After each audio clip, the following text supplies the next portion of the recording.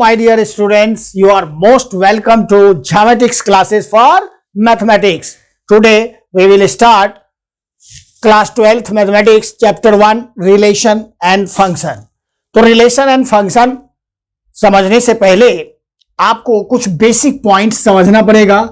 इसमें आता है सबसे पहले ordered pair.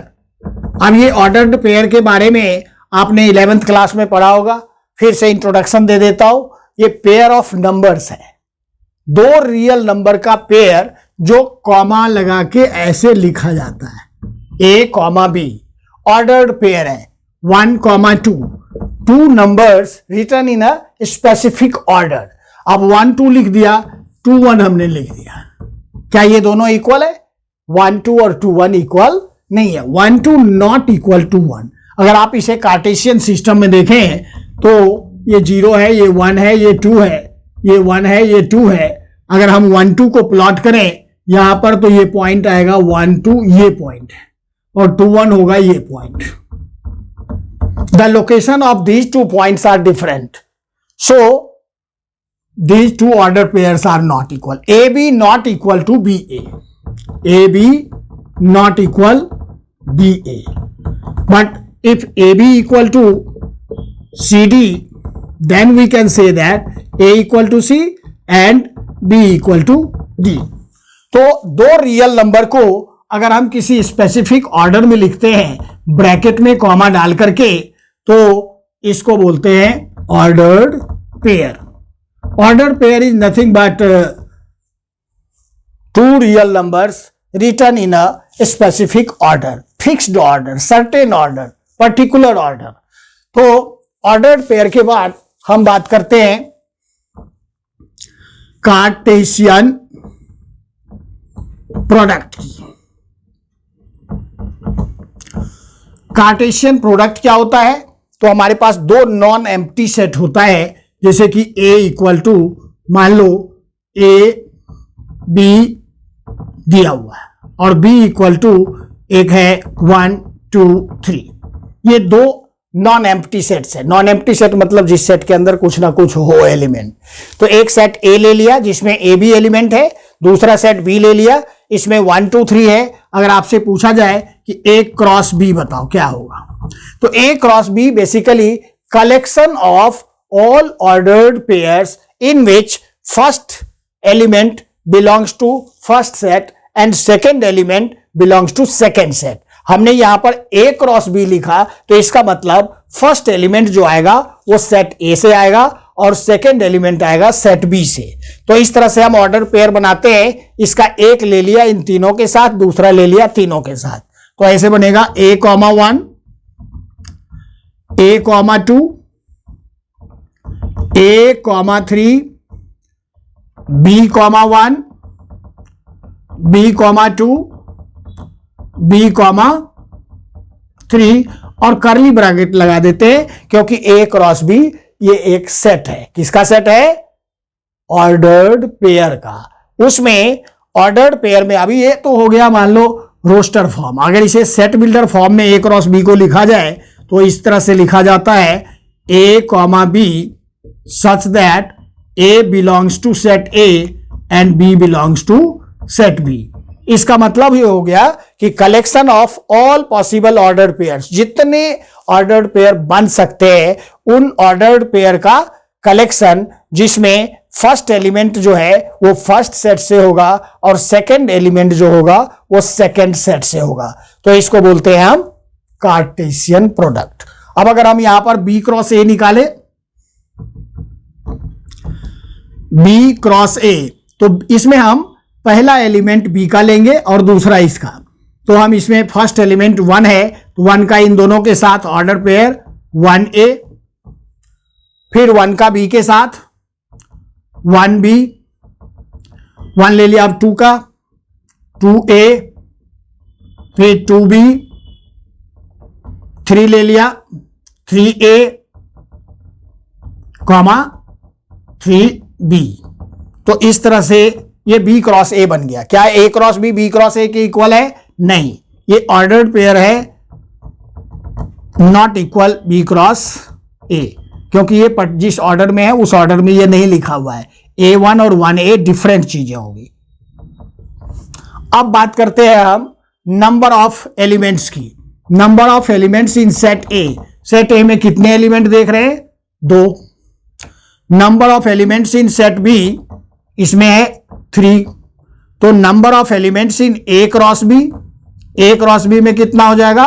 2 into 3 that is 6। आप गिनती कर लो 1 2 3 4 5 6, तो टोटल 6 हो गया। तो इस तरह से जनरल हम ऐसे बनाते हैं, number of elements in set A equal to P, number of elements in set B equal to Q, then number of elements in A cross B equal to PQ। तो ये हो गया, दोनों को डायरेक्ट मल्टीप्लाई कर देते हैं। इसमें 2 है, इसमें 3 है, 2 into 3 that is 6। A cross B में टोटल नंबर ऑफ एलिमेंट्स कितने हो गए? 6। दोनों को मल्टीप्लाई कर देते हैं। अब कार्टेशियन प्रोडक्ट के बाद हम बात करते हैं रिलेशन की। तो रिलेशन बेसिकली क्या है? इसी कार्टेशियन प्रोडक्ट का सबसेट है। ये आपने 11th क्लास में भी रिलेशन पढ़ा होगा, उसके अंदर डोमेन, रेंज, ये सारी चीजें डिस्कस हुई है, जानना जरूरी है। बेसिक्स अगर क्लियर नहीं रहेगा तो इस चैप्टर में बड़ी दिक्कत आएगी।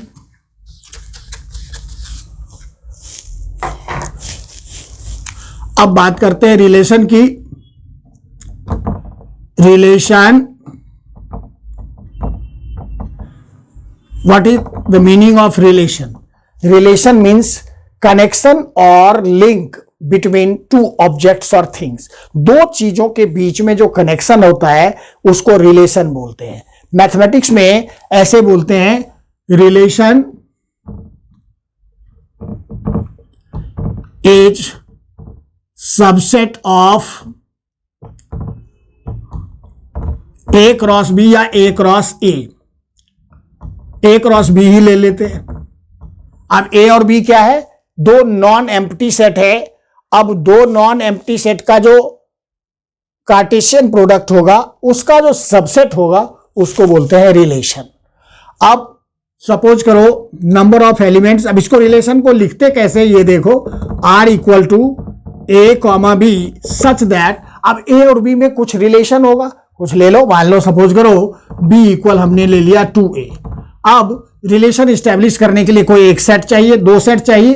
अब a क्रॉस b है तो सपोज करते हैं हम a इक्वल टू 1 2 3 4 और b में ले लेते हैं 5 6 7 8।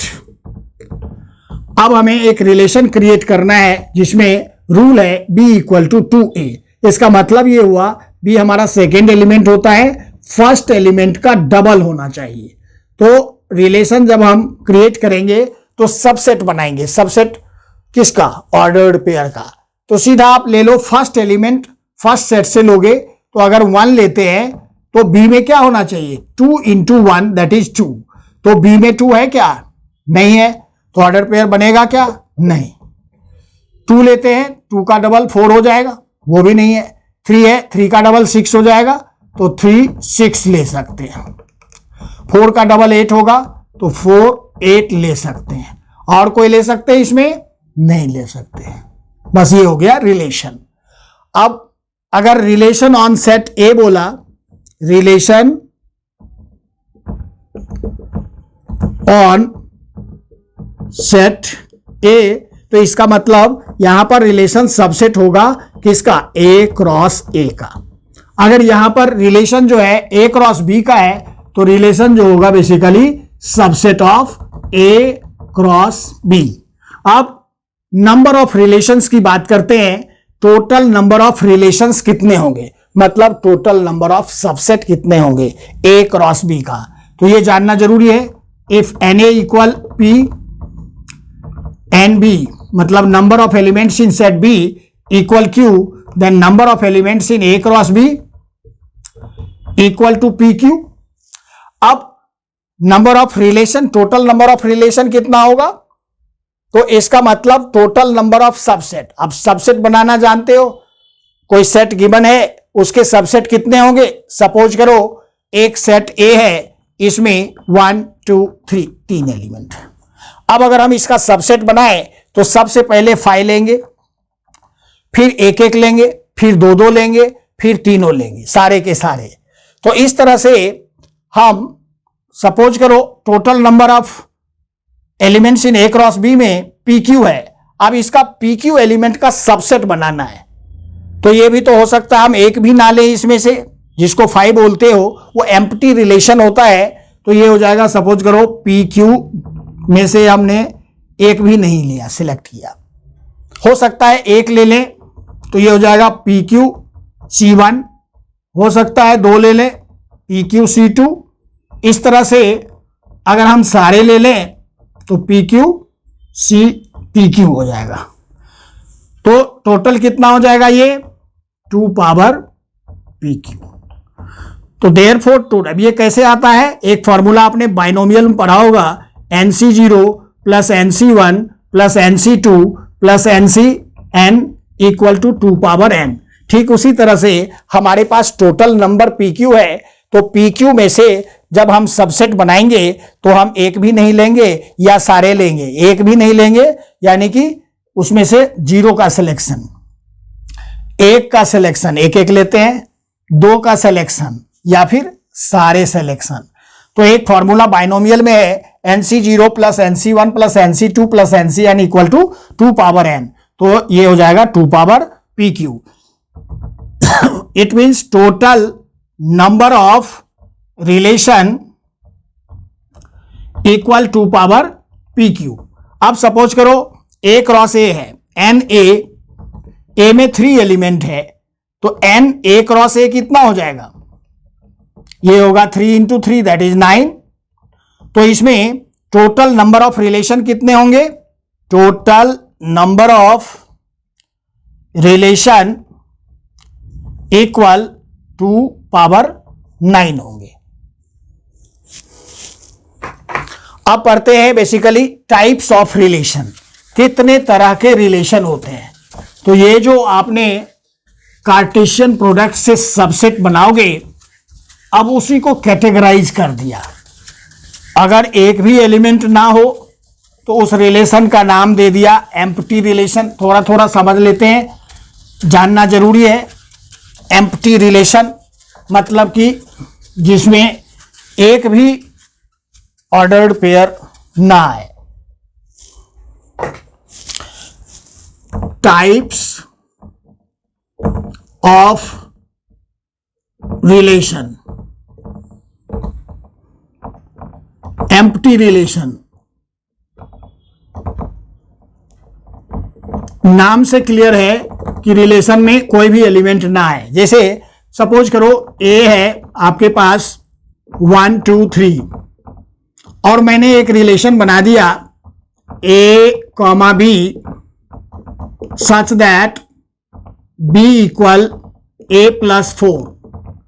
अब आप जब आप B लिखोगे तो A प्लस 4 आएगा। अगर पहला नंबर लेते हैं 1 प्लस 4 5 मिलेगा क्या, A में तो 5 है ही नहीं, तो ऑर्डर पेयर कोई बनेगा तो R इक्वल टू आ जाएगा 5। Empty relation. दूसरा है यूनिवर्सल रिलेशन।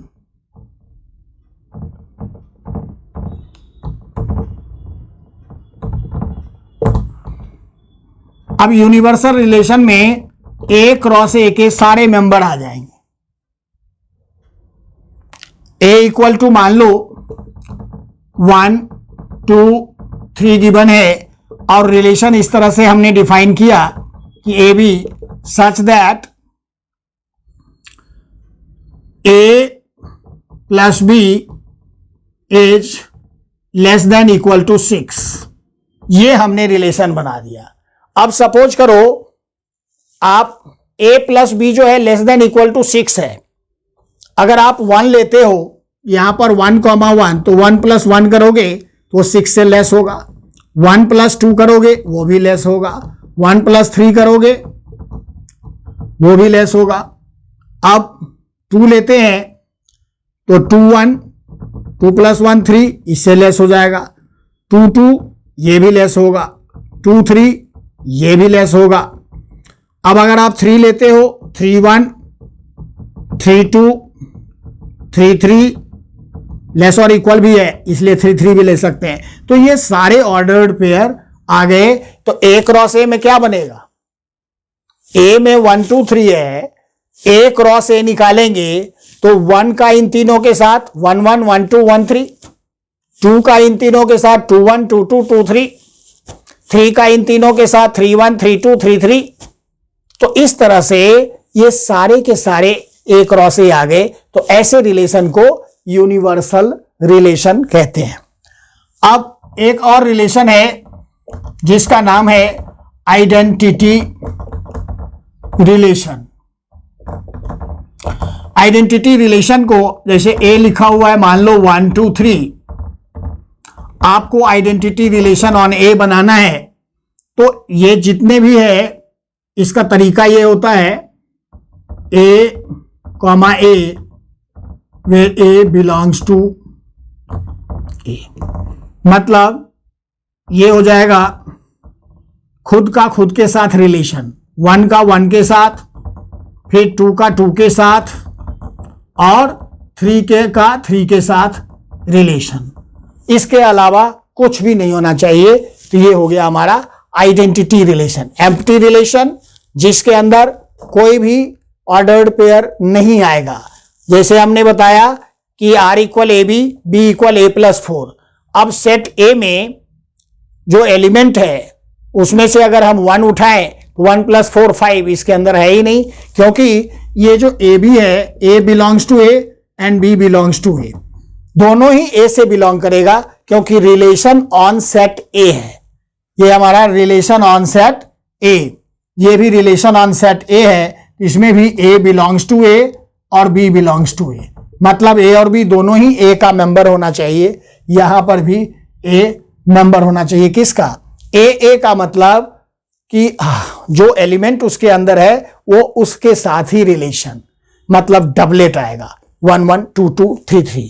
तो मैं समझता हूं आपको ये समझ आ गया होगा। एम्प्टी रिलेशन जिसके अंदर कोई ऑर्डर पेयर नहीं आएगा, यूनिवर्सल रिलेशन मतलब सारे ए क्रॉस ए आ जाएंगे, आइडेंटिटी रिलेशन जो भी नंबर है उसका खुद के साथ रिलेशन आएगा, इसको बोलते हैं आइडेंटिटी रिलेशन। अब जो टाइप्स ऑफ करने जा रहे हैं वो बोर्ड में पूछा जाता है। अब बहुत अच्छे से समझना है आपको। नेक्स्ट जो टाइप्स ऑफ रिलेशन है,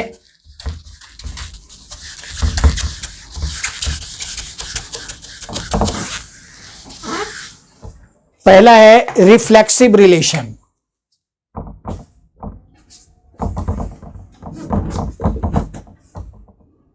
दूसरा है सिमेट्रिक रिलेशन,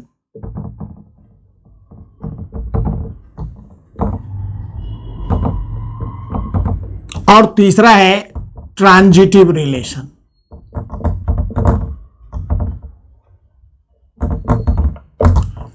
अब if a relation is said to be reflexive if each and every element is related to itself, मतलब कोई सेट है A, उसमें कुछ एलिमेंट दिया हुआ है, अगर उसके जितने भी एलिमेंट है सबका अपने आप के साथ खुद के साथ रिलेशन हो, इसका मतलब डबलेट हो, तो हम उसको रिफ्लेक्सिव रिलेशन बोलते हैं।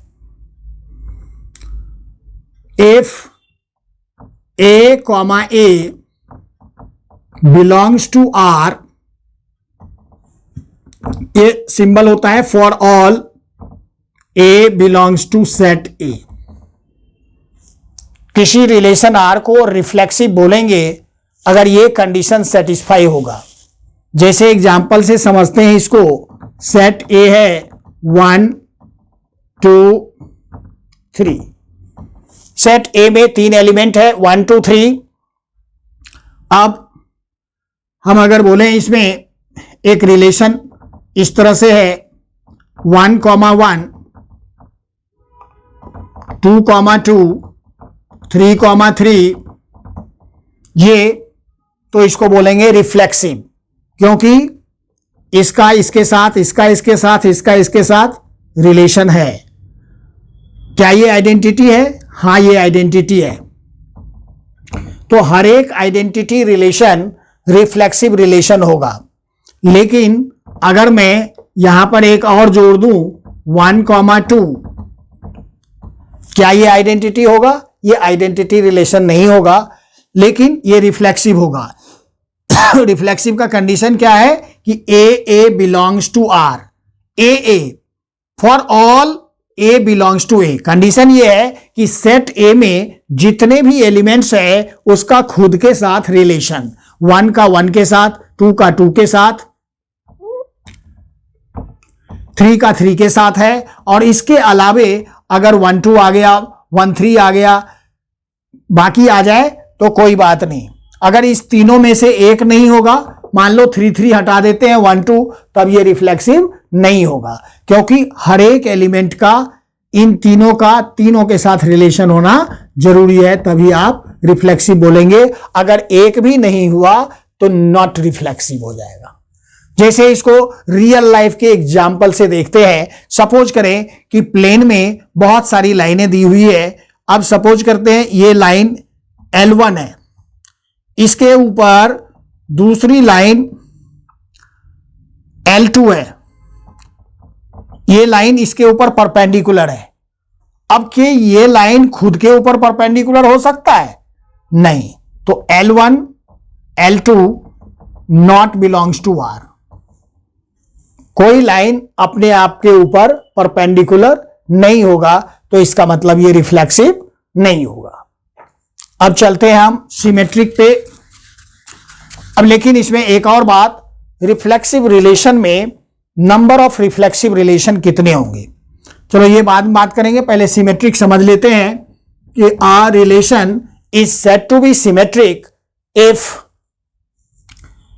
ए B belongs to R, this implies BA belongs to R for all A, B belongs to set A। अब सेट A में A और B दो एलिमेंट है, उसका ऑर्डर पेयर रिलेशन में है, तो उसका उल्टा भी होना चाहिए। जैसे 1 2 है रिलेशन में तो 2 1 होना चाहिए, 2 3 है तो 3 2 होना चाहिए, 3 5 है तो 5 3 होना चाहिए।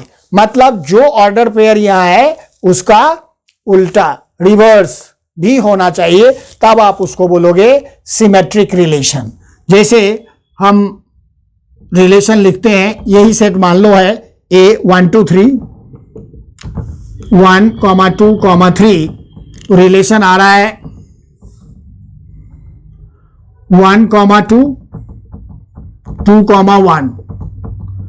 अब 2 3 3 2, ये सिमेट्रिक रिलेशन होगा क्योंकि ए भी है। ये देखो, अगर इसको ए और बी लिखते हो तो ये आपका बी है और ये आपका ए है। ए बी है तो बी ए है, A B belongs to R, this implies B A belongs to are.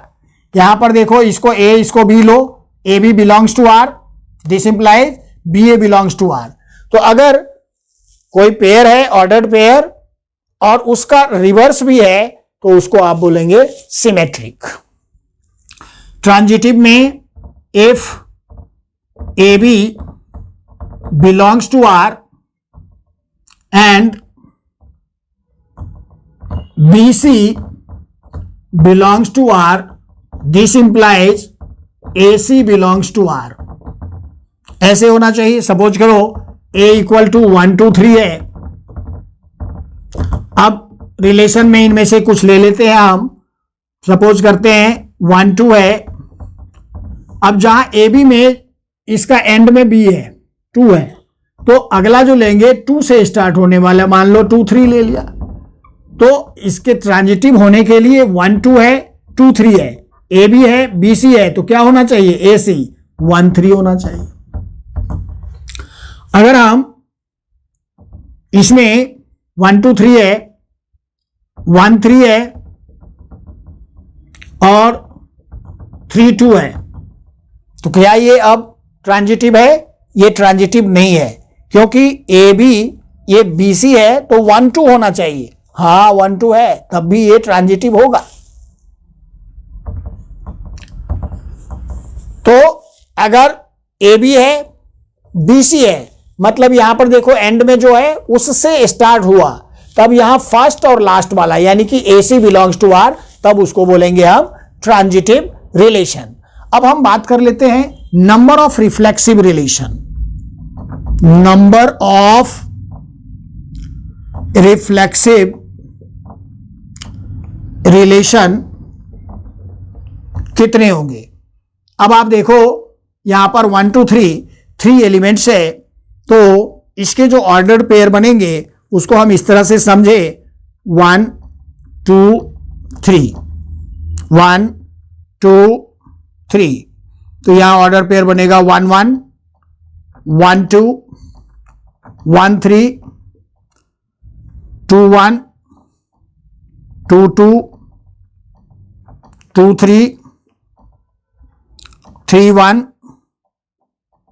3 2 3 3।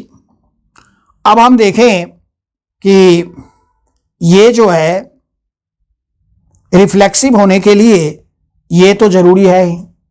ये कितने एलिमेंट है, ये 3 एलिमेंट्स है, ये 3 एलिमेंट्स है 1 2 3। अब ये तो होना ही चाहिए रिफ्लेक्सिव में। अब ये रिफ्लेक्सिव में होना चाहिए, इसके सिलेक्ट करने के कितने तरीके हो गए, एक। तो अब आप सिलेक्ट रिफ्लेक्सिव में ये हो भी सकता है, नहीं भी हो सकता है, क्योंकि हमने क्या डेफिनेशन बताया कि if A belongs to R for all A belongs to set A. Set A में 1 2 3 है, तो 1 1 2 2 3 3 ये तो होगा ही होगा। तो इसको सिलेक्ट करने का एक ही तरीका है, बाकी जो ये बचे हुए हैं सबके दो दो तरीके हैं। तो 1 2 3 4 5 6। अब ये जो 6 बच गए इसको आप सिलेक्ट कर सकते हैं 6C0, या तो एक भी ना सिलेक्ट करें, ये तो रहेगा ही रहेगा, या तो 1 सिलेक्ट करें, 2 सिलेक्ट करें, 3 सिलेक्ट करें, 6 में से 4 सिलेक्ट करें, 6 में से 5 को सिलेक्ट करें, 6 में से 6 को सिलेक्ट करें। तो टोटल कितना हो जाएगा, ये होता है 2 पावर n, और n कितना है 6, तो ये हो जाएगा 2 पावर 6। यानी कि नंबर ऑफ रिफ्लेक्सिव रिलेशन अगर 3 एलिमेंट यहां पर है तो ये हो जाएगा 2 पावर 6। बेसिकली फॉर्मूला अगर याद रखें तो ये हो जाएगा नंबर ऑफ रिफ्लेक्सिव रिलेशन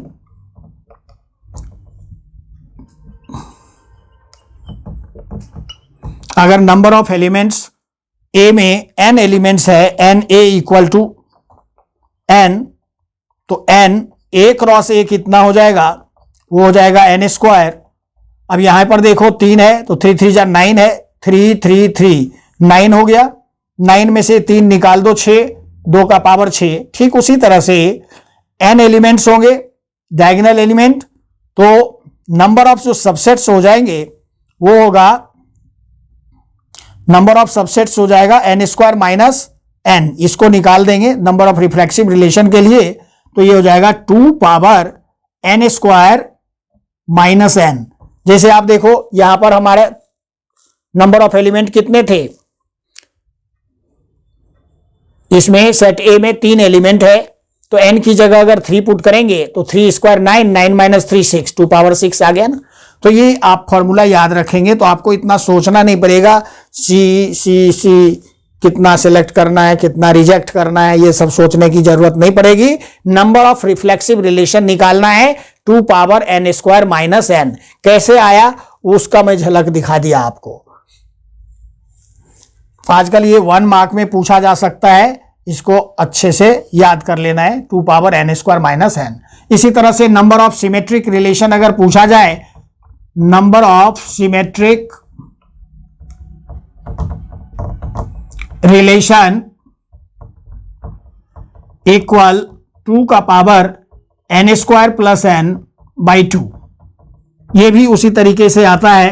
अब इतना ज्यादा डिटेल में समझने की जरूरत नहीं है, आपको पेपर में पूछा नहीं जाएगा, ज्यादा से ज्यादा 1 मार्क का पूछा जाएगा, क्योंकि number of reflexive relation 2 power n square minus n, number of symmetric relation 2 power n square plus n। n क्या है, number of elements present in set ए, और ये जो रिलेशन है ऑन सेट ए, तो n ए क्रॉस ए, ये हो गया एन स्क्वायर। तो टोटल नंबर ऑफ, सिर्फ रिलेशन पूछा जाए, total number of relation equal हो जाएगा 2 power n square, 2 power n square. लेकिन नंबर ऑफ रिफ्लेक्सिव रिलेशन पूछा जाए तो 2 का power n square minus n, number of symmetric relation 2 power n square plus n/2। तो जितने एलिमेंट सेट के अंदर होंगे n की जगह पुट कर देंगे तो नंबर ऑफ सिमेट्रिक रिलेशन आ जाएगा। नंबर ऑफ रिफ्लेक्सिव रिलेशन के लिए n की जगह यहां पर 3 है तो 3, 4 है तो 4, 5 है तो 5। रिफ्लेक्सिव, सिमेट्रिक और ट्रांजिटिव रिलेशन समझने के बाद लास्ट में आता है equivalence relation. A relation R in set A is called equivalence relation if it is reflexive, symmetric and transitive. अगर कोई रिलेशन रिफ्लेक्सिव भी है, सिमेट्रिक भी है और ट्रांजिटिव भी है तो आप उसे इक्विवेलेंस रिलेशन कहते हैं। अब नेक्स्ट टॉपिक है equivalence class. Let R be an equivalence relation in a set A and let small a belongs to A, then the set of all those elements of A which are related to A is called the equivalence class and it is denoted by bracket A. Bracket A equal B belongs to A such that AB belongs to R. मतलब ये हुआ कि इसको example से समझते हैं। Suppose करो A equal to 1, 2, 3, 4, ये 4 एलिमेंट है सेट ए में। अब हम एक रिलेशन बनाते हैं इक्वल टू 1, 1, 2, 2, 3, 3, 4, 4, 1, 2, 2, 1, 3, 4 एंड 4, 3। अब ये चेक करते हैं क्या ये रिफ्लेक्सिव है। देखो रिफ्लेक्सिव के लिए कंडीशन क्या था, each and every element of set A is related to itself. तो सेट ए में 1, 2, 3, 4 है, ये सारे अपने आप से रिलेटेड होने चाहिए, यानी कि सबका आइडेंटिकल इमेज होना चाहिए। 1 का 1 के साथ 1, 1 है, 2, 2 है, 3, 3 है, 4, 4 है, मतलब ये रिफ्लेक्सिव है।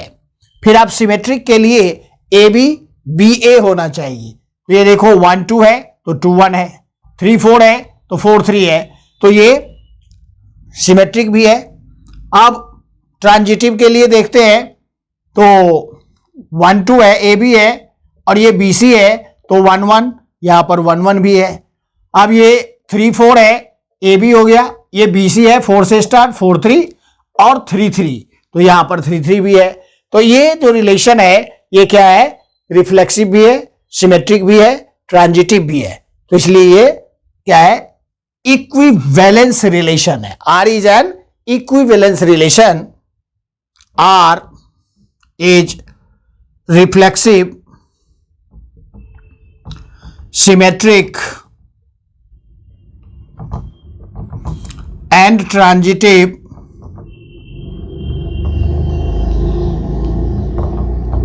therefore R is an equivalence relation। अब जब R इक्विवेलेंस रिलेशन है, अब हम इसमें से इक्विवेलेंस क्लास निकालेंगे इन सारे एलिमेंट का। तो इक्विवेलेंस क्लास ऑफ 1, अब देखना यह है कि ये जो 1 है इस रिलेशन में किस किस के साथ रिलेटेड है। अब 1 के साथ रिलेटेड है तो इसका हम कलेक्शन लिखते हैं 1 के साथ, और यहां पर 1 नहीं है, यहां 1 है, 1 2 के साथ रिलेटेड है तो ये 2 हो गया, और 1 किसी के साथ नहीं है तो 1, 2 ये एक सेट हो गया जो 1 के साथ रिलेटेड है। तो equivalence class of 1 equal to 1, 2। अब इक्विवेलेंस क्लास ऑफ 2 लिखते हैं। अब 2 का इक्विवेलेंस क्लास जो 2 से रिलेटेड है, ये रहा 2, 2 से रिलेटेड है, 2 1 से भी रिलेटेड है, इसका मतलब इक्विवेलेंस क्लास ऑफ 2 हो गया 1 2। अब 3 से देखते हैं, 3 3 से रिलेटेड है, 3 4 से रिलेटेड है, तो 3 का इक्विवेलेंस क्लास हो गया 3,4। अब 4 का इक्विवेलेंस क्लास देखते हैं, 4 किस किस से रिलेटेड है, 4 4 से रिलेटेड है, 4 3 से भी रिलेटेड है, तो 4 का हो गया 3,4। इस तरह से 1 2 3 4 का हमने इक्विवेलेंस क्लास निकाल लिया। अब इसमें आप देख रहे हैं ये और ये आइडेंटिकल है, ये और ये आइडेंटिकल है। अगर हम इक्विवेलेंस क्लास का पार्टीशन कर दें और इसका नाम दे दें A1, तो ये हो गया आपका 1 2, और इसका नाम A2 दे दें तो ये हो गया आपका 3 4। और जब हम इन दोनों को यूनियन करेंगे, A union A2, A1 union A2 equal to A आएगा, और जब इनका इंटरसेक्शन करेंगे तो A1 intersection A2 equal to 5 आएगा। ये डिसजॉइंट सेट होगा। डिसजॉइंट मीन्स जो जॉइंट नहीं है, यानी कि दोनों सेट के बीच में कुछ भी कॉमन नहीं है, 5 है, तो ये डिसजॉइंट सेट हो गया। मतलब ये कि जितने भी पार्टीशन होगा इस इक्विवेलेंस क्लास का, उन पार्टीशंस का जो सम होगा वो टोटल ये हो जाएगा सेट ए, और इन सब का जो पार्टीशन का इंटरसेक्शन लेंगे तो वो 5 होगा। तो रिलेशन के ऊपर आज इतना ही। फिर अगली वीडियो में मिलेंगे कुछ इंपॉर्टेंट क्वेश्चन के साथ जो बोर्ड एग्जाम में काम आएगा।